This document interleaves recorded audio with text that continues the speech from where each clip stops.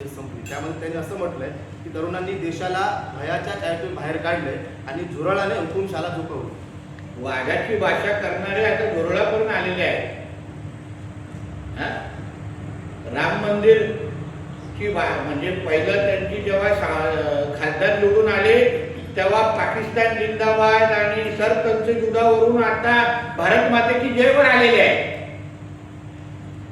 बरोबर आहे ना। आणि म्हणून ह्याच्यामध्ये उगाच ते बोलतात ना बेगानी शादी में काय काय दिवाना, असं ते तसंच प्रकार आहे। दुसऱ्यांच्या वारशामध्ये जाऊन हे मिठाई खाणाऱ्यापैकी हे लोक सगळे आहेत,